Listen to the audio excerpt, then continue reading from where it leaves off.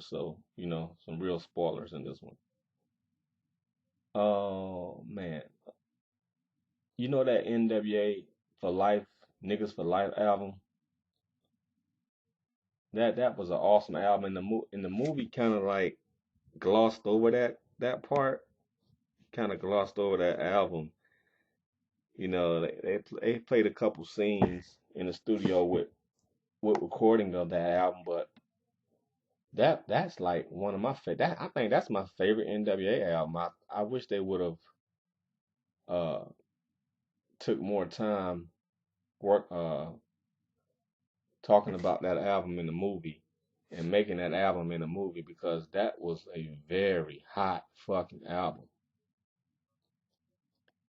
with some very talented shit going on and some very talented songs. And I like the way Dre flowed on that motherfucker because Dre is underrated in his flow. Dre can flow. He may have somebody writing for him and all that shit, but Dr. Dre, I remember my homeboy used to be like Dr. Dre was his favorite character in NWA because Dre was so hard. And yeah, Dre was hard as hell on that mic, man. Don't get it twisted. I don't care if MC Ren was writing this shit or not. Dre was hard as shit. And that nigga for life album, NWA album, was like that's a badass album. I wish, like I said, I wish they would have covered that more in the movie and not gloss over it like they did. But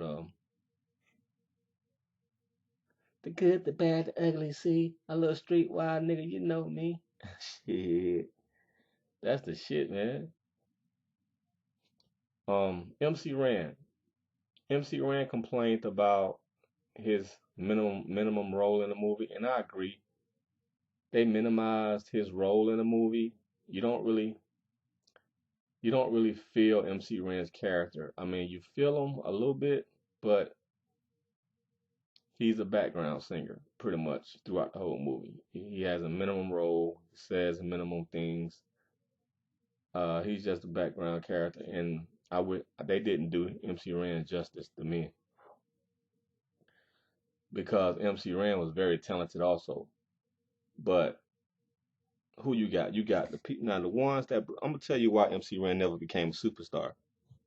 You got Ice Cube became a superstar. We saw that coming. I saw that when he was with NWA. He was gonna be a superstar. Just because of his look alone, I mean, he looked like a fucking gangster. I mean, he had the look alone would make people like pay attention to him. Like, who is this guy? They would want to know him. Like, that looked like a bad motherfucker right there. Who is that? Anyway, Ice Cube became a superstar. Dr. Dre became a superstar. Eazy-E became a superstar. But you can see that these guys were superstar. Well, you couldn't really tell Dr. Dre was gonna be a superstar in the group, but Eazy-E, you could tell Eazy-E was already a superstar in the group. Ice Cube was a superstar in the group, second behind Easy, right? But Ice Cube was coming with those hard ass lyrics that you was like, damn, this motherfucker a gangster. You know, that's how hard he was coming.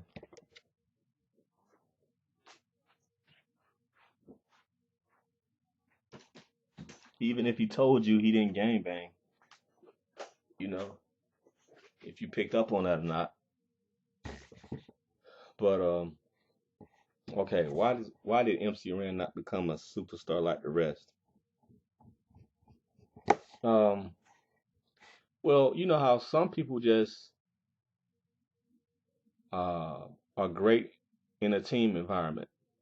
You know, some people shine within a team. You can take, for example, B.J. Armstrong on the Chicago Bulls, the role players, John Paxson, Steve Kerr, uh, people like this that are a part of championship teams really shine, really play well, and they shine so good. You think, well, this guy's probably a superstar. If he goes somewhere else, he's gonna shine also. But that's not the case. You can say the same thing with the Outlaws. Outlaws all shine because they was with Pac. but these guys can't stand on their own and be a superstar. So that's the same way with MC Ren. He was just a type of guy that shined in the group environment, shines in the NWA group environment, and shined very well, very well. Um, but you didn't really see him as a potential superstar. You saw Cuban Easy as a potential superstar. You didn't see Ren as a potential superstar if he ever left the group. And that's what happened. I mean, he had all the energy and shine in the world, stage presence. He had all that with a group setting of NWA. But that's just a role player, like going to the sideline and hitting the three shot. You pass it to him, he gonna bust that three. But as far as being a solo artist, the presence wasn't there for him. And it's just be like that. It bees like that sometimes in life. And Dre shined because Dre always had talent around him. Dre was like a coach, like Phil Jackson. You know, as soon as Dre left NWA, he found Snoop Dogg, you know, and Dre was on the production side. Dre didn't shine because he was a rapper. Dre shined because he was a producer. He knew how to make good music, and rapping came second. But finding talent and making good music came first. And so once you can do that, then you start laying your raps down, and then you just cement your legacy. So that's how Dre became a superstar. Easy E, his superstarship was fading a little bit. Easy E probably could hold one or two good albums, but he would need some very creative writers to write for him. That second album, what 187 Killer, it wasn't that good. I don't know if he was writing some of his own songs, but some of the songs sucked. The only song that really stands out to me was the one when he dissed Dr. Dre. But all the other songs was kind of lame on that album. He had to have good ghostwriters, had to have a good creative team. Uh, you know, Easy Does It with NWA was what I'm talking about. I really I never listened to that album full. Only heard a few songs, but I'm pretty sure that album did really well for Easy. And that's the type of creativity you need. You need talent like that to make a great Easy album. And if you don't have that, because the only thing Easy can provide you is a voice, and that's pretty much it. But yeah, man, all around great movie, awesome movie. Uh, it ended the way it ended though. It was kind of surprising the way I was feeling like I was feeling like it should have ended. I don't know. It didn't the way it ended didn't sit right with me for some reason. It ended abruptly. It didn't end the way I thought it would end. I mean, as I'm watching the movie and it ends, I'm like, huh? That's how it ends? I was expecting more. I was expecting a better closing, like a little more closure in the end. So the way it ended kind of shocked me. It didn't provide that closure for me. Uh, but so yeah, that's pretty much it.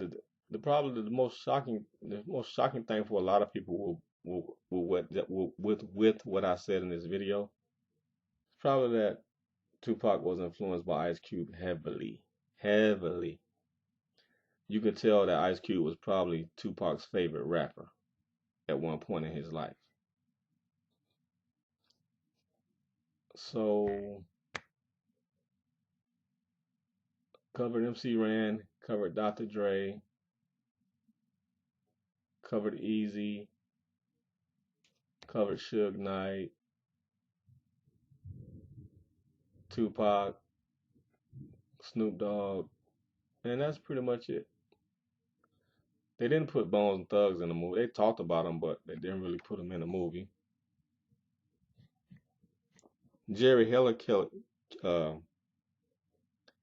Jerry Heller character also did a great job, you know. So that's what it is, man. You know, that's what it is. And a lot of people don't know the backstory.